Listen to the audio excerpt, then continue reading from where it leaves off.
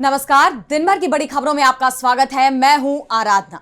आज इस बुलेटिन में बात होगी छात्रों के आगे झुकी मोदी सरकार की। और इस देश के युवा ने दिखा दिया है, अगर वो एक साथ आ जाए तो किसी को भी झुका सकती है, किसी का भी इस्तीफा ले सकती है। प्रधान के इस्तीफे पर विपक्ष के रुख की। 18 साल के बच्चों ने देश की इतनी मजबूत और अहंकारी सरकार को झुका दिया। देखेंगे बिहार बंद के दौरान क्यों मचा बवाल, अमित शाह के इस्तीफे की क्यों हो रही है मांग।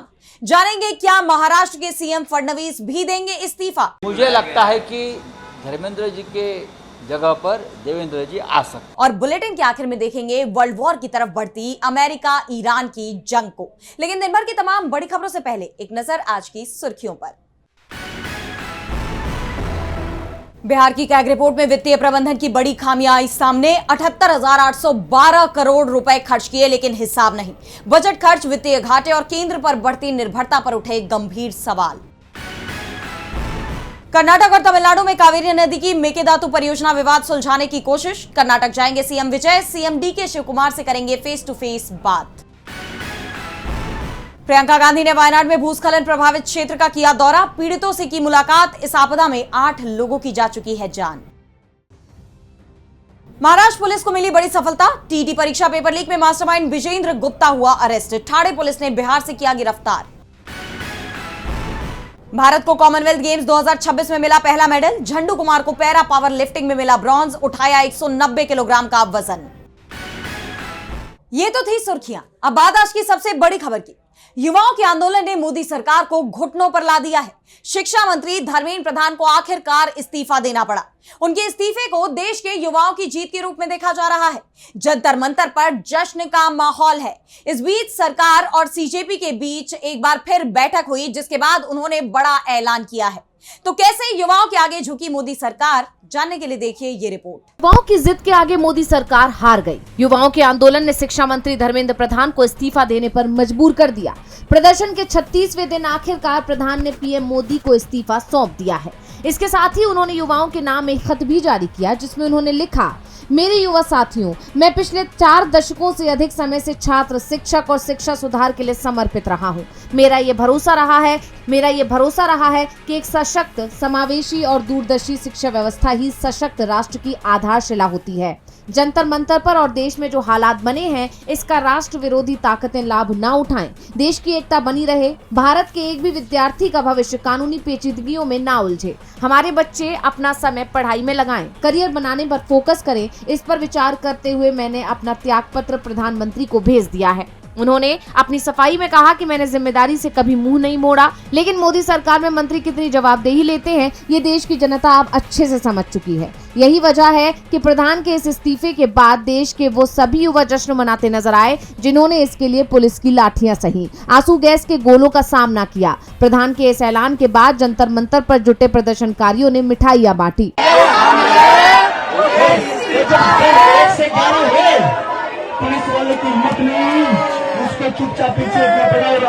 इस आंदोलन का नेतृत्व कर रही कॉकरोच जनता पार्टी के फाउंडर अभिजीत दीपके ने इस्तीफे पर तो खुशी जताई ही, साथ ही ये भी याद दिलाया कि हमारी 2 और मांगे हैं। हम ऐसे नहीं चलेंगे। जिन बच्चों ने अपनी जान ली है, उनके परिवारों को 1 करोड़ रुपए का मुआवजा मिलना चाहिए। और दूसरा, ये पुलिस वाले गुंडे जिन्होंने 20 तारीख को एक्शन लिया, इसके लिए पुलिस अफसरों पर एक्शन होना चाहिए। उन्होंने सरकार को चेतावनी देते हुए कहा कि याद रखना, कॉकरोच से पंगा मत लेना। झुकती है दुनिया और इस देश के युवा ने दिखा दिया है, अगर वो एक साथ आ जाए तो किसी को भी झुका सकती है, किसी का भी इस्तीफा ले सकती है। अपनी इन मांगों को लेकर सीजेपी के प्रवक्ताओं की सरकार के साथ लगातार दूसरे दिन बैठक हुई, जिसमें सीजेपी की तरफ से सौरभ दास और आशुतोष रांका मौजूद रहे। वहीं सरकार की तरफ से केंद्रीय मंत्री जेपी नड्डा और डॉक्टर जितेंद्र सिंह शामिल हुए, जिसके बाद उन्होंने प्रेस कॉन्फ्रेंस कर बताया कि सरकार ने उनकी मांगों को मानने का आश्वासन दिया है, जिसके तहत प्रदर्शनकारियों पर दर्ज एफआईआर वापस ले ली जाएगी। नियमों और कानूनों के तहत पीड़ित परिवारों को मुआवजा दिया जाएगा और जो भी ज्यादा से ज्यादा संभव होगा वो उन्हें दिया जाएगा। सीजेपी के 5 सूत्रीय सुधार के चार्टर पर भी विचार किया जाएगा। सौरभ दास ने उम्मीद जताई है कि 28 जुलाई 2026 तक उन्हें इन एफआईआर और भविष्य की किसी भी कार्रवाई के बारे में सरकार की गारंटी मिल जाएगी। सरकार से इस बातचीत के बाद सीजेपी ने जंतर मंतर का धरना प्रदर्शन खत्म करने का ऐलान कर दिया है। ऐसे में अब सबकी नजरें इस बात पर टिकी हैं कि आने वाले वक्त में शिक्षा व्यवस्था में सुधार को लेकर सरकार क्या कदम उठाती है। क्या वो युवाओं की उम्मीदों पर खरा उतरेगी? युवाओं के सामने मोदी सरकार को झुकना पड़ा है। शिक्षा मंत्री ने इस्तीफा दे दिया है, जिसे युवाओं की बड़ी जीत के तौर पर देखा जा रहा है। धर्मेंद्र प्रधान के इस्तीफे के बाद जंतर मंतर पर मौजूद प्रदर्शनकारियों में खुशी की लहर दौड़ पड़ी है। धरना स्थल पर जश्न का माहौल है। वहीं धर्मेंद्र प्रधान के इस्तीफे पर विपक्षी दलों की प्रतिक्रिया भी आई है। तो क्या है ये पूरी खबर, देखिए इस रिपोर्ट में। शिक्षा मंत्री धर्मेंद्र प्रधान को इस्तीफा देना पड़ा।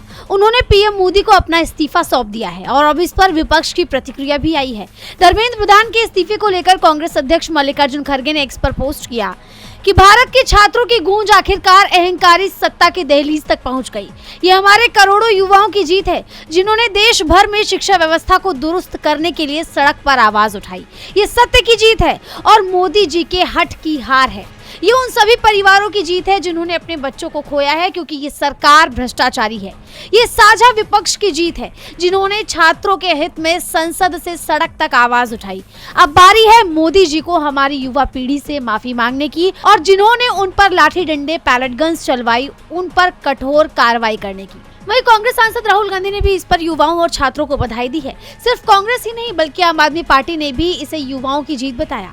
आप नेता सौरभ भारद्वाज ने कहा, बीजेपी को अपनी सरकार पर अहंकार था कि यहाँ इस्तीफे नहीं हुआ करते, लेकिन युवाओं ने बीजेपी को झुका दिया। वहाँ पे देश की जेनजी ने, देश की युवा पीढ़ी ने, ये 17 साल, 16 साल, 18 साल के बच्चों ने देश की इतनी मजबूत और अहंकारी सरकार को झुका दिया। और इनके बहुत गद्दावर मंत्री धर्मेंद्र प्रधान, जिसके पीछे कहा जा रहा था पूरी की पूरी सरकार इनके पीछे खड़ी है, उनको अंततः इस्तीफा देना पड़ गया। ये अपने आप में बहुत बड़ा मैसेज है। वहीं सपा प्रमुख अखिलेश यादव ने तो इसे इंकलाब बताया। उन्होंने एक्स पर पोस्ट किया कि ये इस्तीफा नहीं, इंकलाब है। पेपर लीक के खिलाफ सिर्फ दिल्ली में ही नहीं, बल्कि देश भर में प्रदर्शन हो रहा था। इसी कड़ी में बिहार में भी काफी बवाल देखा गया। वहीं जब धर्मेंद्र प्रधान के इस्तीफे की खबर आई, तो बिहार की मुख्य विपक्षी पार्टी आरजेडी ने कहा कि ये तो बस शुरुआत है। पार्टी ने एक्स पर पोस्ट किया कि धर्मेंद्र से शुरुआत है और नरेंद्र से अंत होगा। वहीं प्रधान का इस्तीफा उस वक्त हुआ जब उससे कुछ देर पहले ही राहुल गांधी ने साफ कर दिया था कि नरेंद्र मोदी भारत का अतीत है। इस पर अब टीएमसी सांसद महुआ मोइत्रा ने प्रधान के इस्तीफे का श्रेय राहुल गांधी को देते हुए एक्स पर पोस्ट किया और कहा कि नरेंद्र मोदी भारत का अतीत है, अतीत भविष्य से लड़ नहीं सकता। विपक्ष के नेता राहुल गांधी को इस सटीक सत्य के लिए धन्यवाद। जय हिंद। भले ही धर्मेंद्र प्रधान ने इस्तीफा दे दिया है, लेकिन मोदी सरकार की मुश्किलें अभी कम होती हुई नजर नहीं आ रही। धर्मेंद्र प्रधान ने अपनी कुर्सी तो छोड़ दी, लेकिन उससे पहले ही बिहार में बवाल मच गया।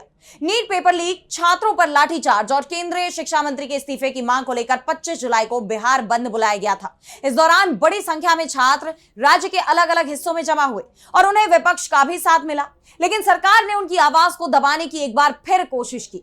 तो क्या कुछ हुआ बिहार बंद के दौरान, जानने के लिए देखिए ये रिपोर्ट। दिल्ली के जंतर मंतर पर पिछले 36 दिनों से युवा शिक्षा मंत्री धर्मेंद्र प्रधान के इस्तीफे की मांग पर डटे हुए थे और अब आखिरकार प्रधान ने इस्तीफा दे दिया।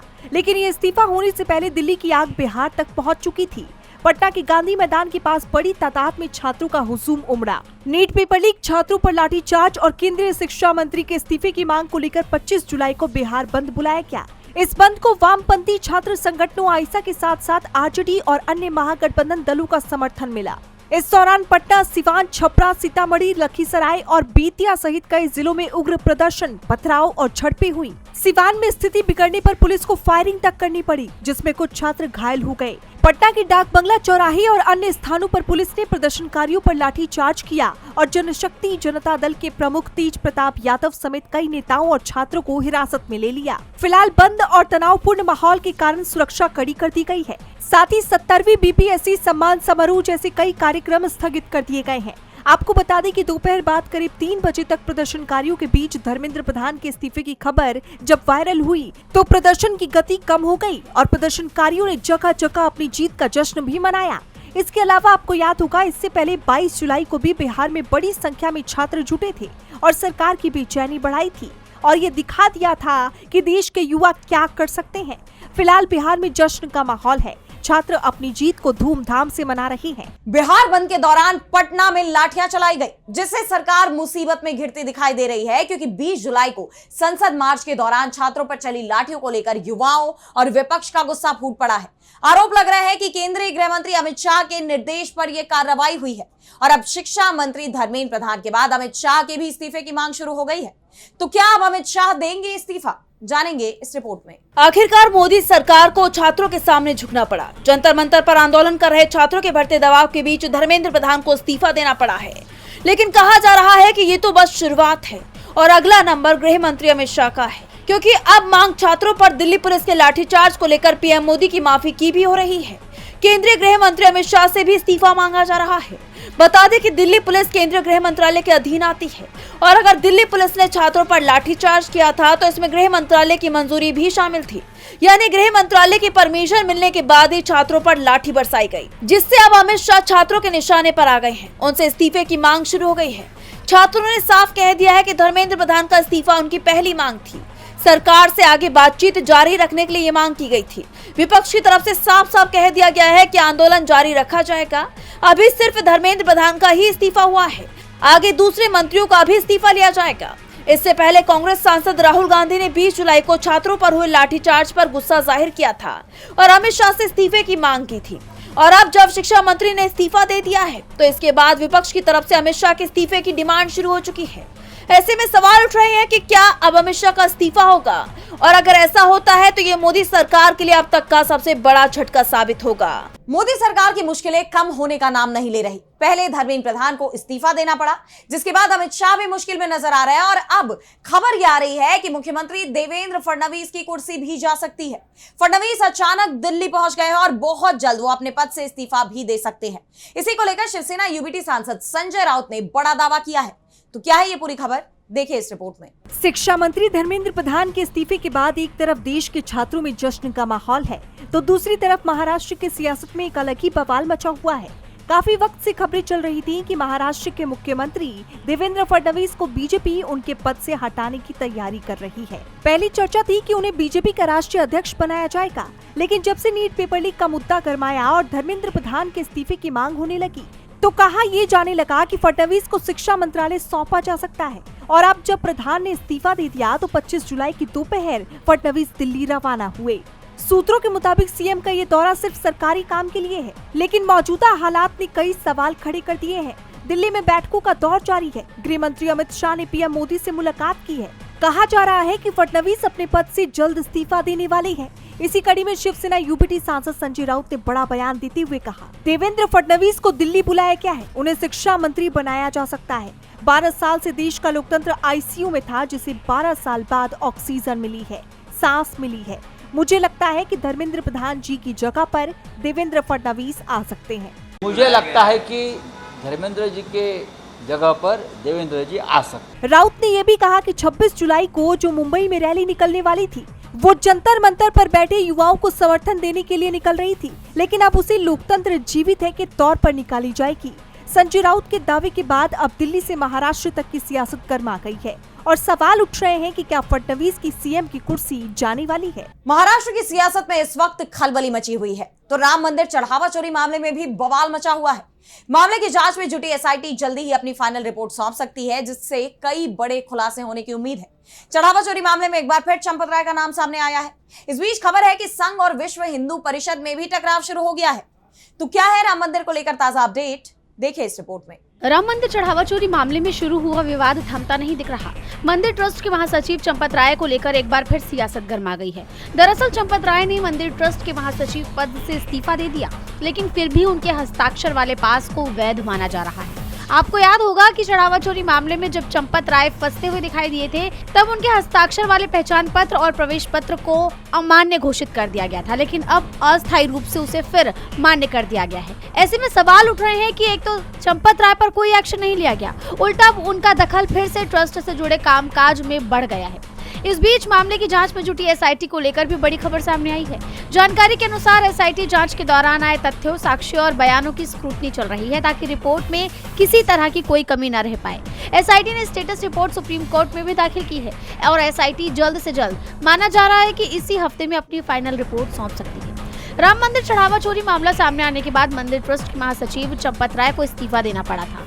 ट्रस्ट ने उनका इस्तीफा भी सौंप लिया था और ट्रस्ट अब एक नए महासचिव की तलाश कर रहा है, लेकिन इसके लिए संघ और विश्व हिंदू परिषद के बीच ही टकराव शुरू हो गया। ट्रस्ट के महासचिव पद को लेकर राष्ट्रीय स्वयंसेवक संघ और विश्व हिंदू परिषद के बीच अभी तक सहमति नहीं बन पाई। जानकारी के अनुसार दोनों संगठनों की पसंद अलग अलग होने के कारण नए महासचिव के नाम की घोषणा टल गई है। बताया जा रहा है कि संघ की तरफ से कृष्ण मोहन के नाम को प्राथमिकता दी जा रही है, जबकि विश्व हिंदू परिषद बजरंग बागड़ा के नाम के पक्ष में है। ट्रस्ट के 2 सदस्यों के बीच 3 नामों पर विचार चल रहा है।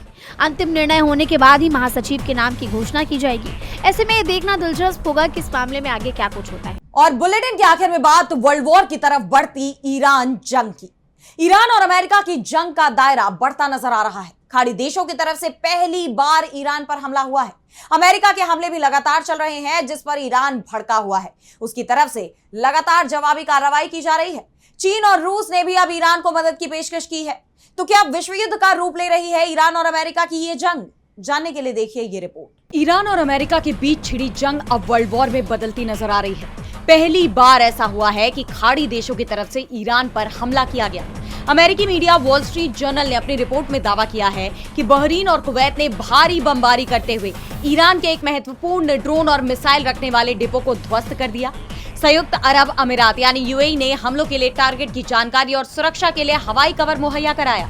ये हमले जुलाई की शुरुआत में ही किए गए थे। हालांकि इस पर अभी तक बहरीन या कुवैत की तरफ से कोई आधिकारिक बयान नहीं दिया गया है, लेकिन इस खुलासे के बाद अब ईरान और अमेरिका की जंग 2 देशों का संघर्ष नहीं रह गया, बल्कि अब इसमें खाड़ी देशों की साफ तौर पर एंट्री के दावे किए जा रहे हैं। वहीं जिस तरह ब्रिटेन ने ईरान के खिलाफ अमेरिका को अपना एयरबेस इस्तेमाल करने की इजाजत दी है, उस पर भी ईरान भड़का हुआ है। और इस बीच रूस और चीन ने भी ईरान की संप्रभुता बचाने के लिए अपने सहयोग का भरोसा दिलाया है। यानी इस जंग की आंच यूरोप और एशिया तक पहुंचती दिखाई दे रही है। ऐसे में अमेरिकी राष्ट्रपति डोनाल्ड ट्रंप की बौखलाहट भी बढ़ती जा रही है। उन्होंने रूस और चीन को धमकाते हुए कहा कि पुतिन और जिनपिंग से उनकी बात हुई है। दोनों में से कोई भी देश इस टकराव में ईरान की मदद नहीं कर रहा है। अगर दोनों देश इसमें शामिल होते हैं तो इसके गंभीर नतीजे होंगे। ट्रंप दूसरे देशों को धमका रहे हैं, लेकिन ईरान के तेवर सख्त बने हुए हैं। ईरान के विदेश मंत्री अब्बास अरागची ने अमेरिका को आईना दिखाते हुए कहा है कि ईरान ने दिखा दिया है कि वो अमेरिकी धौंस के आगे नहीं झुकेगा और कैसे भी हालात में ताकत, दबाव और धमकियों की भाषा का जवाब नहीं देगा। जब तक ईरानी लोगों के वैध उद्देश्य और मांगे पूरी नहीं होती, हम पीछे नहीं हटेंगे। हालांकि एक लंबे वक्त के बाद 24 और 25 जुलाई की दरमियानी रात ईरान में शांतिपूर्ण तरीके से गुजरी है। अमेरिका ने कोई हमला नहीं किया है। ऐसे में सवाल ये उठ रहे हैं कि क्या अब अमेरिका भी बैकफुट पर आ गया है या ये किसी बड़े तूफान से पहले की शांति है। तो आज इस बुलेटिन में इतना ही। आप देखते रहिए डीबी लाइव। नमस्कार।